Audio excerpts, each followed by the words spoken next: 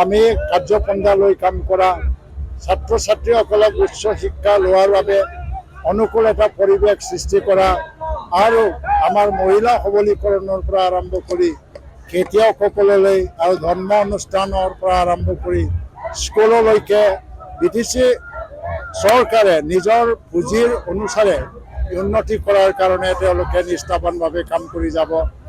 আমাৰ কোনো জনগোষ্ঠীৰ প্ৰতি শত্ৰুতা বা বিভেদ ভাৱ নাই। জাতি জনগোষ্ঠীৰ বিভেদ আমি নামানো।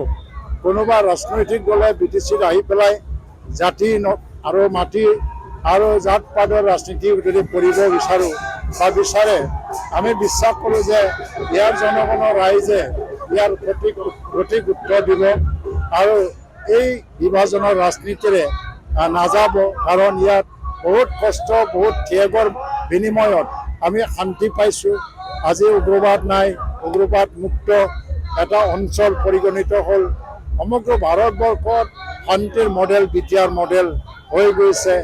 আজি কোনো AK-47 গুলি বা বোমা বিস্ফোৰণ নহয়। ইয়াত নাগৰিকে বিটিচি চৰকাৰৰ হাতত যিখিনি ক্ষমতা আছে, প্ৰতিজন নাগৰিকক চাকৰি দিয়া হ'ল, প্ৰতিজন নাগৰিকক ভূমিপট্টা দিয়া হ'ল, যিখিনি দিব পৰা ক্ষমতা বা শক্তি অনুসাৰে।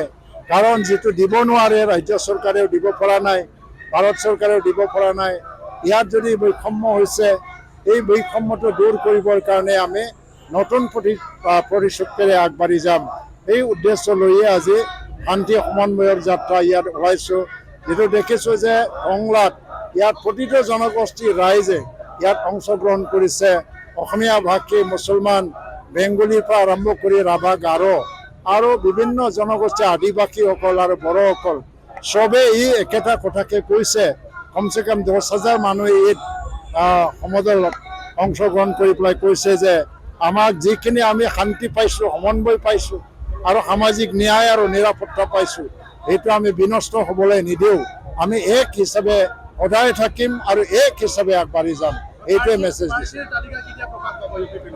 প্ৰাৰ্থীৰ তালিকা 2 দিনতে পাই যাব। কাৰণ আজি বিজেপিয়েও ঘোষণা কৰা নাই, DPF-এ আগতীয়াকৈ ঘোষণা কৰিছে, ঠিকে আছে, বাকী দলবোৰে কৰা নাই।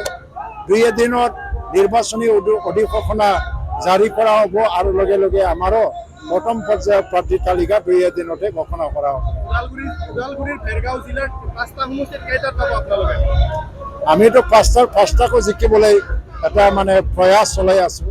কিন্তু আজিৰ দিনত মুদৈবাৰীও খুব ভাল, খালেংবাৰ বহুত ভাল আৰু আমাৰ ভেৰগাঁও বহুত ভাল, কৈৰাবাৰী আমি চেষ্টা চলাই আছোঁ, ইও ভালৰ দিশে আহি আছে।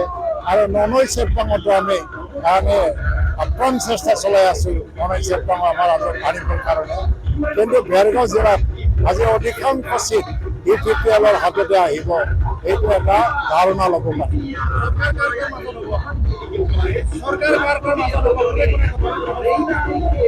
বৰ্তমান আমাৰ উদ্দেশ্য একক সংখ্যাগৰিষ্ঠ দলে UPPL-ৰ চৰকাৰ গঠন কৰা।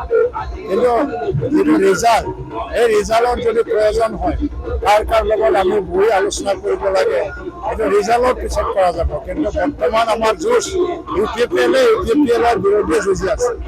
কাৰণ UPPL-ৰ যুঁজখন হ'ল 21টাটো 25টা কৰা বা 25টাটো 30টা কৰা। আজি যদি চিম্পল মেজৰিটি আমি পাইছোঁ, সেইটো একক সংখ্যাগৰিষ্ঠতালৈ লৈ যাবৰ কাৰণে আমি যুঁজ দি আছোঁ। যিকোনো খবৰৰ বাবে যোগাযোগ কৰক 7099017330 লগতে 7099017110 নম্বৰত।